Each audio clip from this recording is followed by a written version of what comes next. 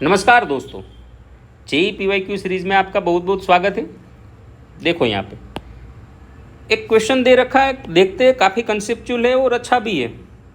चलो देखो क्या दे रखा है। 3 masses m equal to 100 kg, m1 equal to 10 kg and m2 equal to 20 kg are arranged in system as shown in figure. All the surfaces are frictionless and string are inextensible and weightless. The pulley are also weightless and frictionless. A force F is applied on the system so that mass m2 moves upward with acceleration of 2 meter per second square. The value of F is, चलिए देखते हैं। हमें ये कहा गया है कि आप ये 100 kg पे कितना फोर्स लगाओ यहाँ पे, ताकि ये m2 मास 2 मीटर पर सेकंड स्क्वायर से ऊपर जाने लगे। चलिए देखते हैं भाई। अगर ये m2 मास ऊपर जा रहा है तो कहीं ना कहीं यहाँ ऊपर टेंशन लग रहा होगा, नीचे लग रहा होगा 200, इसका वेट 200 न्यूटन। फिर भी ये ब्लॉक जा रहा है 2 मीटर पर सेकंड स्क्वायर के एक्सेलरेशन से ऊपर। अपनी स्ट्रिंग तो इनएक्सटेंसिबल ही है, तो ये ब्लॉक भी आगे 2 मीटर पर सेकंड स्क्वायर के एक्सेलरेशन से जा रहा है। यहाँ भी कहीं ना कहीं आगे कोई फोर्स लग रहा होगा, पीछे लग रहा होगा टेंशन, क्योंकि टेंशन तो यहाँ हर स्ट्रिंग में, पूरी स्ट्रिंग में हर पॉइंट पे सेम ही होगा, क्योंकि अपनी स्ट्रिंग मासलेस है। तो आगे कोई फोर्स लग रहा है, पीछे टेंशन लग रहा है, फिर भी अपना ब्लॉक 2 मीटर पर सेकंड स्क्वायर के एक्सेलरेशन से ऊपर जा रहा है। तो यहाँ पे फोर्स कितना लग रहा है हम ये निकाल लेते हैं, और इससे पहले हमें निकालने की रिक्वायरमेंट होगी टेंशन की। तो टेंशन निकलेगा यहाँ से, क्योंकि हमें यहाँ एक्सेलरेशन पता है 2 मीटर पर सेकंड स्क्वायर। चलिए देख लेते हैं ये टेंशन कितना होगा। अगर ऊपर ये ब्लॉक जा रहा है तो डेफिनेटली टेंशन बड़ा होगा, नीचे 200 छोटा होगा, तभी तो अपना ब्लॉक ऊपर जा रहा है। तो क्या मैं ऐसे कर सकता हूँ, बड़े फोर्स में से छोटा फोर्स निकाल दो, मतलब T-200 बड़े में से छोटा फोर्स निकाल दो, फिर भी अपना ब्लॉक 2 मीटर पर सेकंड स्क्वायर से ऊपर जा रहा है। तो ब्लॉक का mass into acceleration net force हो जाएगा। Net force equal to mass into net acceleration 20 into 2। सही किया भाई। तो यहाँ से टेंशन हमें मिल जाएगा 240 न्यूटन। चलिए ये तो कोई बड़ी बात थी ही नहीं। अगर हमें टेंशन मिल गया तो यहाँ पे ये ब्लॉक पे नेट फोर्स भी हमें पता है, टेंशन भी पता है, तो यहाँ पीछे कितना फोर्स लग रहा है ये भी हम निकाल लेते हैं। चलिए तो ये मैं निकाल लेता हूँ। तो ये ब्लॉक जा रहा है तो ऐसे भाई, ऐसे जा रहा है, तो अपना ये फोर्स बड़ा होगा, टेंशन छोटा होगा, और नेट फोर्स एम है। चलिए तो ये भी मैं कर लेता हूँ। F minus T equal to M है, net force, net mass 10 into net acceleration 2, और ये F हमें मिल जाएगा करीब करीब, टेंशन अपना 240 मिला है, और ये 10 टू 20, ये हो जाएगा 260 न्यूटन। ये ब्लॉक पे ये फोर्स लग रहा है, तो net force F equal to M A रख दूँ यहाँ पे।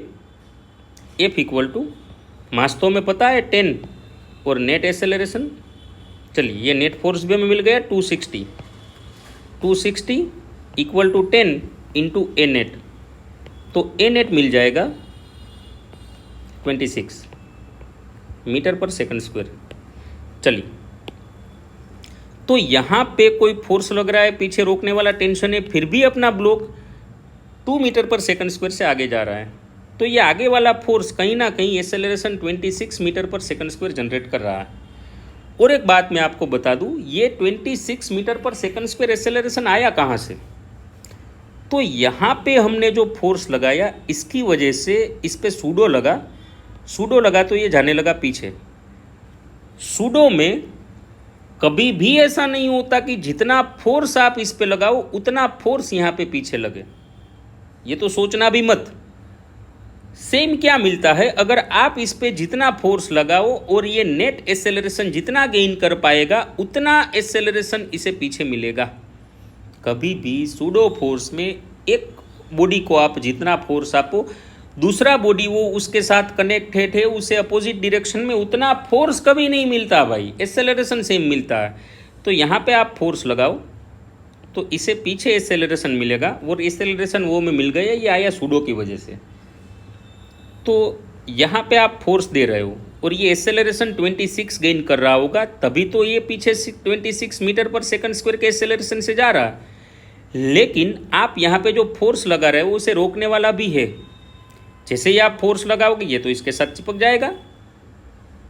जाएगा और ऊपर भी जाएगा, लेकिन ये सरफेस तो फ्रिक्शनलेस है तो ऊपर तो ये आसानी से चला जाएगा, लेकिन रोकने वाला ये सामने फोर्स लगाएगा। और एक फोर्स यहाँ पे टेंशन यहाँ पे पीछे लग रहा होगा, टेंशन जैसे यहाँ पे ऐसे लग रहा है, यहाँ पे ऐसे, यहाँ पे ऐसे और यहाँ पे ऐसे लगेगा। तो यहाँ पे हम मान लो एफ डैश फोर्स लगा रहे हैं, तो रोकने वाला एक ये है, एक यहाँ पे टेंशन है। ये सरफेस तो अपनी फ्रिक्शनलेस है तो ये तो स्लाइड करके चला जाएगा, ये रोकेगा नहीं। रोकने वाले ये दो है, ये और हम लगा रहे हैं ऐसे, फिर भी ये दोनों फोर्स रोक रहे हैं, फिर भी हमारा ब्लॉक 26 मीटर पर सेकंड स्क्वायर का एक्सेलरेशन गेन कर पा रहा है। तो क्या मैं यहाँ पे इक्वेशन बनाऊँ कि मान लो हम यहाँ से एफ डैश फोर्स लगा रहे हैं, एफ डैश रोकने वाला कौन है तो m2, ये जो m2 है वो जितना एक्सेलरेशन है वही एक्सेलरेशन इसे पीछे फील होगा, ये एक्सेलरेशन 26। चलिए, और एक रोकने वाला टेंशन है, फिर भी अपना ये ब्लॉक अगर 26 मीटर पर सेकंड स्क्वायर के एक्सेलरेशन से जा रहा है तो नेट फोर्स ma के हिसाब से मैं लिख लूँ 100 इंटू 26। चलिए, तो एफ डैश ये m2 अपना 20 kg है तो 26 इंटू 20 मतलब ये हो जाएगा 520। टेंशन हमें मिल गया है 240 न्यूटन और यहाँ पे ये 2600। तो यहाँ से एफ डैश हमें मिल जाएगा, इन दोनों को सामने भेज दो, करीब करीब ये 2600 में आप ये दोनों ऐड कर दो, ये हो जाएगा 3360। चलिए 3360 न्यूटन। तो देख लो हुआ क्या कि भाई ये जा रहा था ऊपर, यहाँ से हमने शुरू किया कि भाई टेंशन कितना है, नीचे mg पता था, नेट फोर्स हमें पता था तो टेंशन मिल गया। यहाँ पे कोई फोर्स लग रहा होगा, पीछे रोकने वाला टेंशन है, फिर भी ये ब्लॉक आगे जा रहा है, तो ये नेट एक्सेलरेशन पता है, टेंशन पता है, तो ये फोर्स कितना होगा, ये फोर्स के हिसाब से इसका एक्सेलरेशन मिल गया।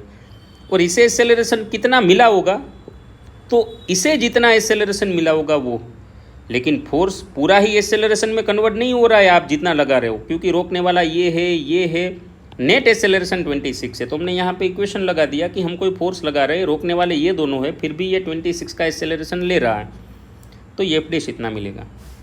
थैंक यू दोस्तों।